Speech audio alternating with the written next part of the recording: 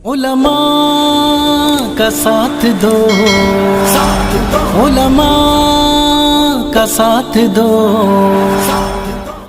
الحمدللہ رب العالمین والصلاة والسلام علی سید الانبیاء والمرسلین وعلی آلہ واصحابہ اجمعین،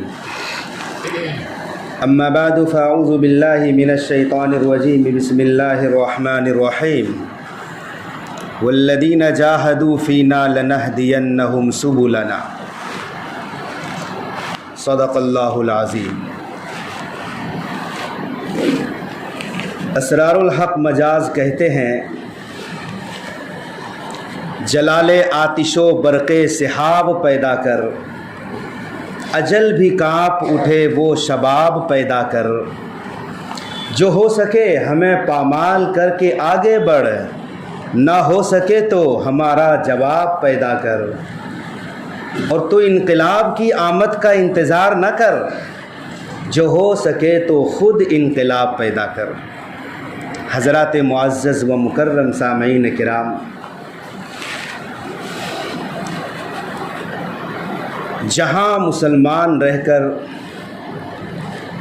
اپنے دین پر عمل نہ کر سکے، شریعت پر عمل نہ کر سکے، شاعر اسلام کی حفاظت نہ کر سکے، اللہ کے فرائض کی ادائیگی نہ کر سکے، ایسی جگہ کو چھوڑ دینے کو ہجرت کہتے ہیں۔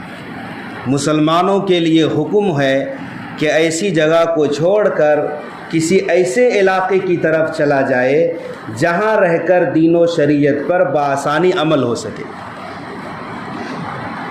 جیسا کہ رسول اللہ صلی اللہ علیہ وسلم کے زمانے میں ہوا تھا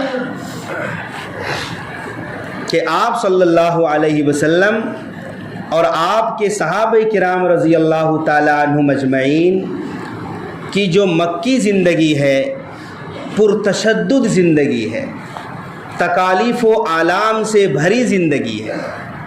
صحابہ کرام جو شروع میں مسلمان ہوئے تھے، مکۃ المکرمہ میں ان کا جینا محال ہو گیا تھا، مکہ کی سرزمین تنگ ہو گئی تھی، مسلمان ستائے گئے۔ آپ صلی اللہ علیہ وسلم نے صورتحال کا جائزہ لیا اور صحابہ کرام کو حکم فرمایا کہ اللہ تبارک و تعالی نے ہمیں ایک ایسی جگہ دکھائی ہے جہاں ہجرت کر جانے کا حکم دیا ہے، یعنی مدینۃ المنورہ صحابہ کرام کو ہجرت کر جانے کا حکم دیا۔ یہ سن لینا بڑی آسان بات ہے کہ صحابہ نے مکہ چھوڑ کر مدینے کا ہجرت کی، لیکن ذرا تصور کرو جہاں انسان پیدا ہوا، بچپن گزرا، جوانی گزری، مال جائیداد، بیوی بچے، گھر کھیت کھلیان سب کچھ مکے میں ہے، یک لخت مکۃ المکرمہ اور اپنی تمام چیزوں کو قربان کر کے چھوڑ جانا، یہ دل اور جگر گردے کی بات ہے، اور وہ بھی صرف دین کی خاطر۔ لوگ دین کی خاطر ادنیٰ سی قربانی دینے کے لیے تیار نہیں، وہاں صحابہ نے دین کی خاطر ہر طرح کی قربانی دی، یہاں تک کہ حضرت صہیب رومی رضی اللہ تعالی عنہ جب مکۃ المکرمہ سے ہجرت کر کے مدینۃ المنورہ کا سفر کیا، مشرکین مکہ نے پکڑ لیا کہ صہیب تم ایسے نہیں جا سکتے، جب تم مکہ آیا تھا غلام بن کر آیا تھا، پھر تجھے آزادی ملی، تو نے مکے میں کمایا، مال بڑھایا، جائیدادیں حاصل کی، اب یہ ہمیں گوارا نہیں کہ اپنا سب کچھ لے کر مدینے چلے جاؤ۔ صہیب نے کہا کیا چاہتے ہو؟ مشرکین نے کہا سب کچھ ہمارے حوالے کرو اور تنے تنہا نکل جاؤ۔ صہیب رومی رضی اللہ تعالیٰ عنہ نے بتایا میرا مال فلاں جگہ ہے اور یہ ساری جائیدادیں ہیں، یہ سب لے لو۔ پھر مشرکین مکہ نے اجازت دی۔ پیارے رسول صلی اللہ علیہ وسلم کو علم ہوا تو فرمایا صہیب تو نے بڑے نفع کا سودا کیا ہے۔ اور ایک چیز پر غور کرو، مکہ تقریباً مسلمانوں سے خالی ہو گیا، بعض تو حبشہ چلے گئے اور اکثر مدینۃ المنورہ چلے گئے، گویا مکۃ المکرمہ مسلمانوں سے تقریباً خالی ہے، اور ابھی تک رسول پاک صلی اللہ علیہ وسلم نے خود ہجرت نہیں کی۔ یہ دنیا کا انمول ہیرا اور لیڈر ہے، کہیں بھی ایسی مثال نہیں مل سکتی آپ کو کہ جہاں تکالیف ہو، مصیبت ہو، بلکہ مصیبتوں کے پہاڑ ٹوٹ رہے ہوں اور آپ کا لیڈر کھڑا ہو اور رعیت کو آرام پہنچانے کی فکر کر رہا ہو، آپ کو ایسی مثال نہیں مل سکتی ہے۔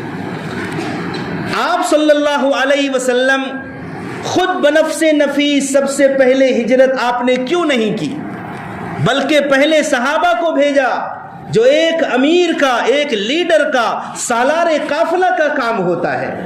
آپ صلی اللہ علیہ وسلم نے تمام صحابہ کو جب بھیج دیا، ابو بکر صدیق نے ہجرت کی اجازت مانگی، یا رسول اللہ آپ ہمیں بھی اجازت دے دیں۔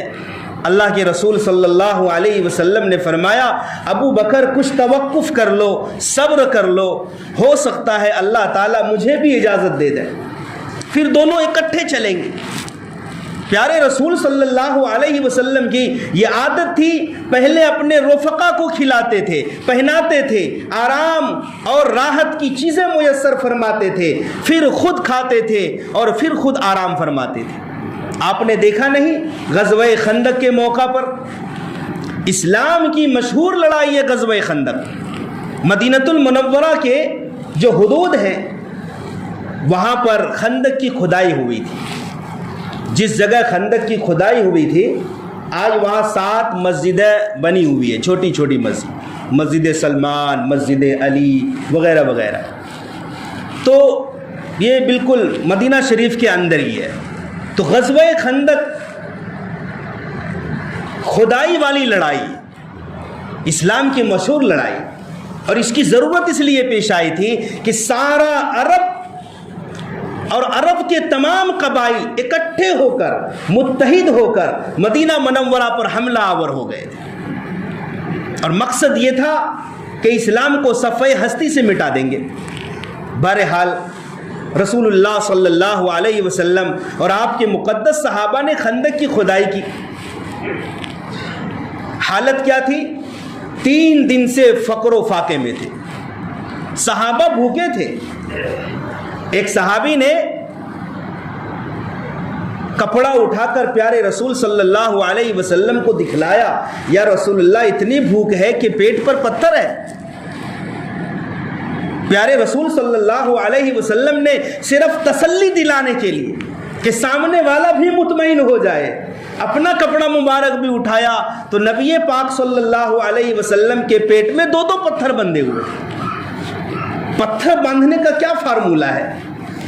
یہ شاید ایئر کنڈیشن روم میں بیٹھ کے اور مرغن غذائیں کھا کے ہمیں احساس نہ ہو اور ہم سمجھ نہ پائے اس فلسفے کو۔ آخر پتھر باندھنے کا فلسفہ کیا ہے؟ آپ نے دیکھا ہوگا ایک مزدور، ایک کسان کدال اور پھاوڑا لیے محنت کش ہل چلا رہا ہے، محنت والا کام کر رہا ہے، آپ نے دیکھا ہوگا اپنی کمر کو مضبوط باندھتا ہے کپڑے سے، کیوں؟ کمر جھک نہ جائے محنت والے کام کی وجہ سے۔ تو صحابہ کرام اتنے بھوکے رہتے تھے، بعض اوقات جب پیٹ خشک ہو جاتا تو خدشہ ہوتا تھا کہ کہیں کمر جھک نہ جائے، آدمی گر نہ جائے، تو کمر جھک نہ جائے اس لیے پیٹ میں بڑا سا پتھر باندھ کر رکھ کر اوپر سے کپڑا باندھ دیا جاتا تھا، کچھ سہارا ملے تاکہ بھوک کا احساس کم ہو۔ صحابہ نے اس فقر و فاقے کی حالت میں خندق کی کھدائی کی کہ صحابہ نے اپنے پیٹ پر پتھر باندھے۔ پیارے رسول صلی اللہ علیہ وسلم نے بھی قدم سے قدم ملایا ہے۔ حضرت جابر رضی اللہ عنہ سے دیکھا نہیں گیا، بیوی سے کہا آٹا گوندھو، تھوڑا سا 2-3 آدمی کا کھانا ہے، بکری کا بچہ ذبح کیا۔ اللہ کے نبی سے آ کے کہا کان میں، یا رسول اللہ تھوڑا سا آٹا تھا ہم نے گوندھ دیا ہے اور بکری کا بچہ ذبح کر دیا ہے، آپ اور آپ کے 2-4 رفقا چلیں ساتھ میں کھانا کھا لیں۔ کوئی دوسرا ہوتا، لیڈر ہوتا، وہ چلا بھی جاتا۔ پیارے رسول صلی اللہ علیہ وسلم نے اپنی بھوک کو نہیں دیکھا، سامنے 1000 کا مجمع ہے، 1000 کا مجمع اور کھانا 4 آدمی کا ہے. آقا نے یہ بھی گوارا نہ کیا کہ 1000 میں سے 100 کو لے لیں 10 کو لے لیں, نہیں, سب کی مصیبت کو دیکھا ہے. پیارے رسول صلی اللہ علیہ وسلم نے اعلان کیا, خندق والو چلو جابر کے یہاں شاندار دعوت کا انتظام ہے. یہ سننا تھا, سب تو فاقے سے تھے, بھوک سے تھے, سبھی کے پیٹ میں پتھر, سب نے دوڑ لگا دی. 1000 صحابہ نے. پیارے رسول صلی اللہ علیہ وسلم نے حضرت جابر سے کہا تم آگے آگے جاؤ, جب تک میں نہ آ جاؤں روٹی بنانا شروع نہ کرنا اور ہانڈی کو چولہے پر سے مت اتارنا. پیارے رسول صلی اللہ علیہ وسلم کی برکت تھی, معجزہ تھا کہ 3-4 آدمی کا کھانا 1000 صحابہ نے کھایا. تو میں یہ کہہ رہا تھا کہ نبی پاک صلی اللہ علیہ وسلم کی عادت یہ تھی, پہلے خود کو آرام نہیں دینا, پہلے سامنے والے کی تکلیف کو دور کرنا. تو پیارے رسول صلی اللہ علیہ وسلم نے اولاً ہجرت نہیں کی بلکہ تمام صحابہ کو بھیج دیا. پھر وہ رات آئی, قیامت والی رات, جس رات دار الندوہ میں, یہ دار الندوہ پارلیمنٹ ہوا کرتی تھی قریش مکہ کی,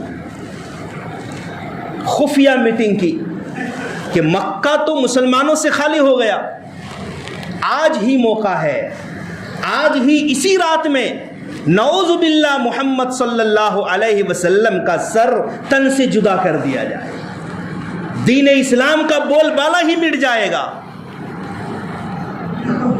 اور یہ کل نہیں ہونا چاہیے, آج ہی ہونا ہے یہ کام. یہ رائے ابو جہل نے پیش کی تھی جس پر سب نے مہر لگائی, سب نے اس کی تائید کی, توثیق کی. ابو جہل نے کہا کہ سب سے اچھا طریقہ یہ ہے کہ ہر قبیلے سے ایک نوجوان تیار ہو, ہر قبیلے سے ہاتھ میں تلوار ہو, اور محمد صلی اللہ علیہ وسلم کے گھر کا محاصرہ اور گھیرو کر لیا جائے. جب تہجد کے لیے حرم میں نکلیں گے اسی وقت اکٹھے ہو کر سب مل کر وار کریں گے, کسی ایک پر الزام نہیں آئے گا. ادھر اسی رات میں رسول خدا صلی اللہ علیہ وسلم کو اللہ تعالیٰ نے ہجرت کا حکم دے دیا. آج رات آپ نے بستر پر سونا نہیں ہے, آج ہی مکہ چھوڑ کر مدینے کی طرف جانا ہے. ادھر یہ فیصلہ ہے مشرکین کا اور ادھر رب کا یہ فیصلہ ہے. بالآخر رسول اللہ صلی اللہ علیہ وسلم نے اپنے چچا زاد بھائی سیدنا علی مرتضیٰ رضی اللہ تعالیٰ عنہ کو بلایا. علی, آج رات آپ نے میرے بستر پر آرام کرنا ہے. یا رسول اللہ کیوں؟ کیونکہ صبح اٹھ کر تمہیں امانتیں واپس کرنی ہیں, فلاں کی امانت میرے پاس ہے. اللہ کے رسول صلی اللہ علیہ وسلم سے, آپ کی دعوت سے مشرکین مکہ کو دشمنی تھی, اختلاف تھا, لیکن آپ کی صداقت پر کسی کو اختلاف نہیں تھا.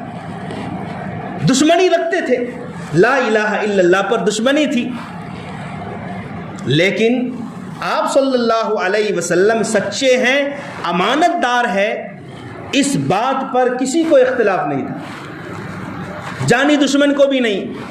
اسی لیے تو اختلاف ہوتے ہوئے بھی آپ صلی اللہ علیہ وسلم کے پاس لوگ امانتیں رکھواتے تھے.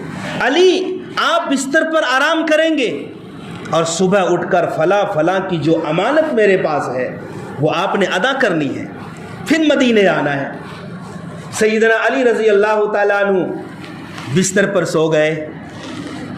مشرکین آ گئے تلوار لے کر, چاروں طرف سے گھیراؤ کر لیا. اللہ کے رسول صلی اللہ علیہ وسلم کو رب نے حکم دیا, محبوب اسی حالت میں نکلنا ہے.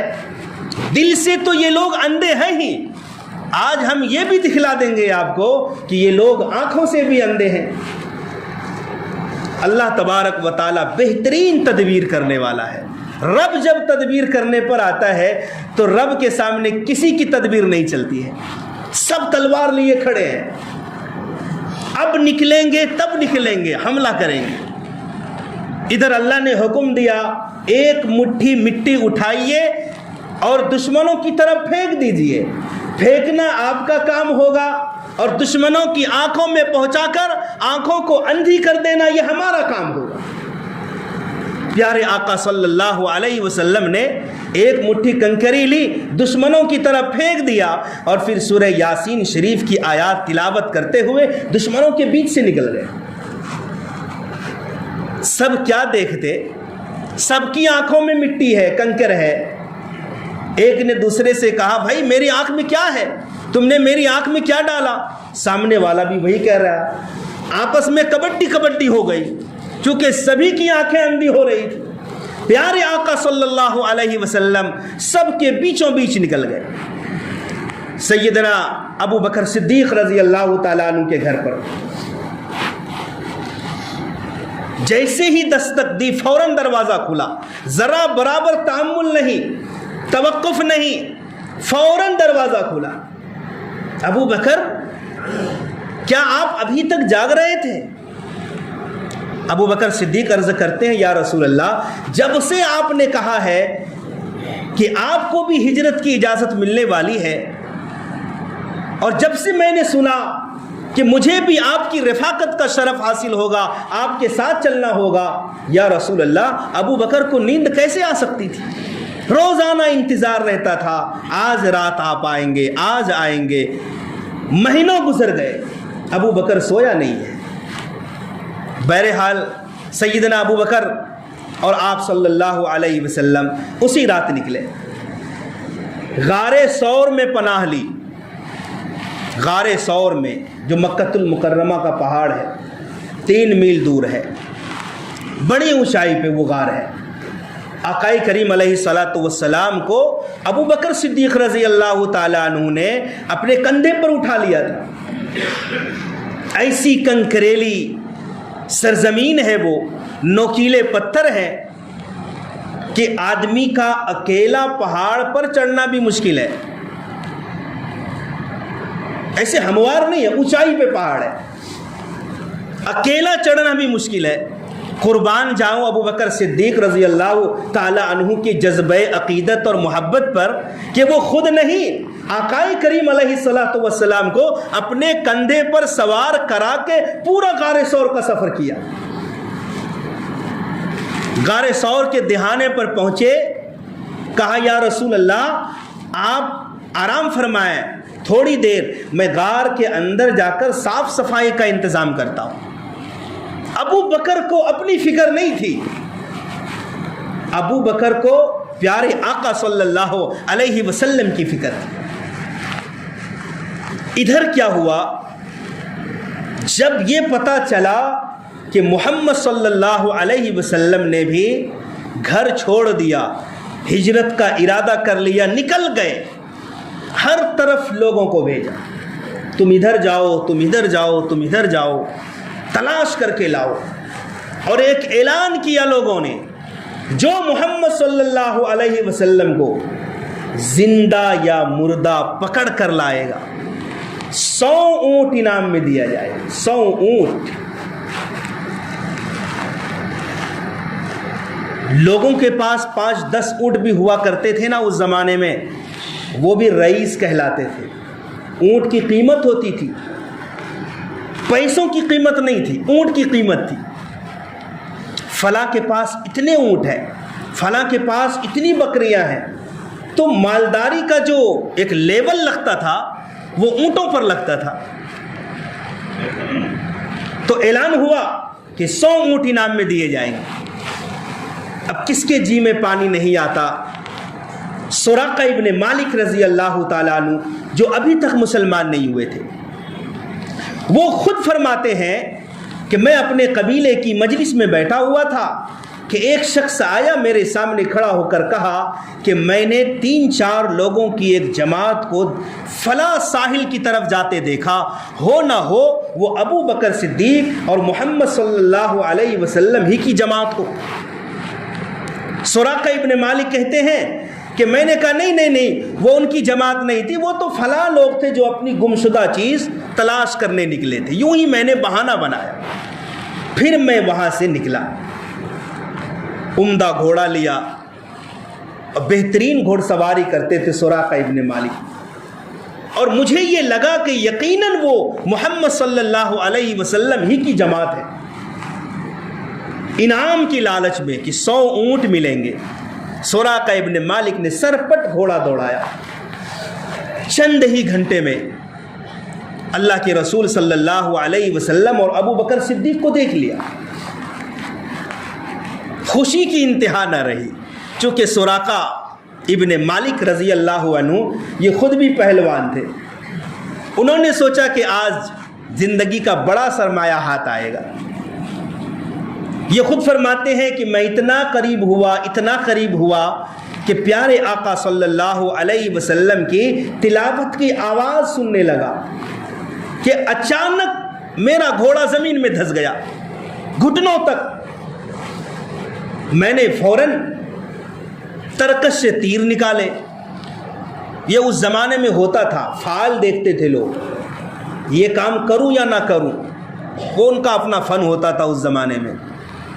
تو جب فعال نکالی سراقہ نے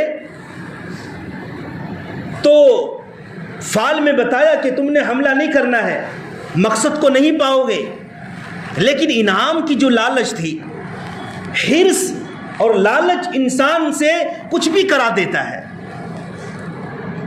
سراقہ ابن مالک نے گھوڑے کو مارا پیٹا، گھوڑا کسی طرح باہر نکلا، پھر دوڑ لگائی،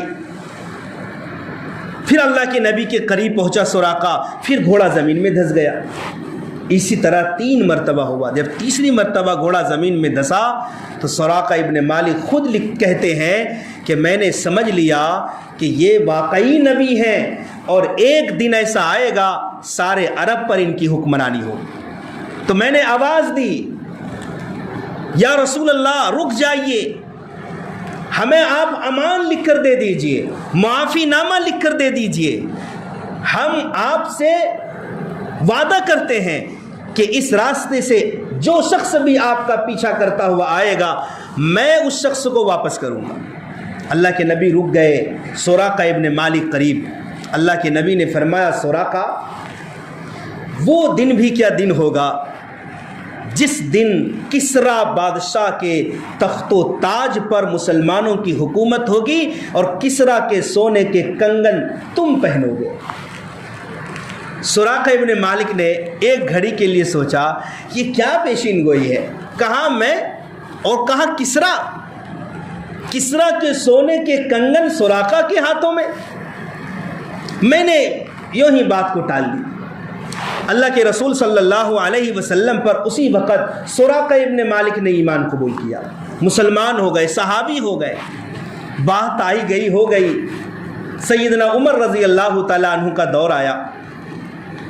حضرت عمر رضی اللہ تعالیٰ عنہ کے دور میں ایران فتح ہوا، قیصر و کسریٰ مغلوب ہوئے، اور کسریٰ کی سلطنت، تخت و تاج، کنگن، جائیداد سب کچھ مدینۃ المنورہ حاضر کیا گیا۔ حضرت عمر رضی اللہ تعالیٰ عنہ نے کنگن دیکھا، کہا سراقہ کو بلایا جائے۔ حضرت سراقہ ابن مالک آئے، حضرت عمر رضی اللہ تعالیٰ عنہ نے اپنے مبارک ہاتھوں سے سراقہ ابن مالک کے ہاتھوں میں کسریٰ کے کنگن پہنائے۔ اس طرح آپ صلی اللہ علیہ وسلم کی وہ پیشین گوئی پوری ہوئی۔ معزز سامعین کرام، آپ صلی اللہ علیہ وسلم، ابو بکر صدیق، حضرت عبداللہ اور عامر ابن فہیرہ 4 حضرات تھے۔ یہ مختصر سی جماعت غار ثور میں 3 دن پناہ گزی ہو کر مدینۃ المنورہ کے سفر کے لیے نکلے۔ مدینۃ المنورہ میں آپ صلی اللہ علیہ وسلم کا والہانہ استقبال ہوا۔ بچیاں بھی دف بجا کر اشعار گا رہی تھی، پڑھ رہی تھی۔ خوشی کا کوئی عالم اور کوئی ٹھکانہ نہ تھا۔ آپ صلی اللہ علیہ وسلم نے دین کا مرکز مدینۃ المنورہ کو بنایا۔ مکے سے دین کی اشاعت نہ ہو سکی، لیکن مدینہ منورہ میں دین کی اشاعت کب ہوئی؟ جب انصار نے بھی ساتھ دیا تھا۔ یہاں سے ہجرت کر کے جانے والے لوگوں کو مہاجر کہا جاتا ہے، اور جن لوگوں نے مدینہ میں رہتے ہوئے ساتھ دیا انہیں انصار کہا جاتا ہے۔ انصاریوں نے بڑھ چڑھ کر خدمت کا جذبہ پیش کیا اور مہاجر بھائیوں کی مدد کی۔ کیسی مدد کی؟ جائیداد میں حصہ دے دیا۔ جن لوگوں نے مکہ سے ہجرت کی وہ تو تنے تنہا تھے، نہ مال تھا، نہ جائیداد تھی، نہ بیوی بچے، کچھ نہیں۔ انصاریوں نے ایسی خدمت کی قیامت تک وہ تاریخ دہرائی نہیں جا سکتی ہے۔ کوئی اپنی جائیداد میں کسی اجنبی کو حصہ دے سکتا ہے؟ انصاریوں نے وہ کیا، بلکہ یہاں تک لکھا کتابوں میں، کسی انصاری کے پاس 1 سے زائد بیویاں تھیں، مہاجر بھائی سے کہا میں اپنی ایک بیوی کو طلاق دیتا ہوں، عدت گزرنے کے بعد اس سے تم نکاح کر لینا۔ کیا ایسی تاریخ کبھی دہرائی جا سکتی ہے؟ انصاریوں نے خدمت کا وہ اعلیٰ نمونہ پیش کیا ہے، اور مہاجرین نے بھی وہ حسن سلوک پیش کیا۔ جب دونوں کا سنگم ہوا تو مدینۃ المنورہ سے جو دین کی کرن، اسلام کی کرن اور اسلام کا جو سورج نکلا، اس کی شعاعیں پورے عالم تک پھیلی۔ معزز دوستو بزرگوں، اسی لیے صحابہ کرام نے اپنی قربانیوں کا صلہ رب سے آخرت میں تو لینا ہی تھا، دنیا میں بھی اللہ تبارک و تعالیٰ نے صحابہ کرام کو اس کا نعم البدل عطا کر دیا۔ اللہ تعالیٰ ہمیں صحیح سمجھ کی عمل کی توفیق عطا فرمائے۔ سنت سے فارغ ہو۔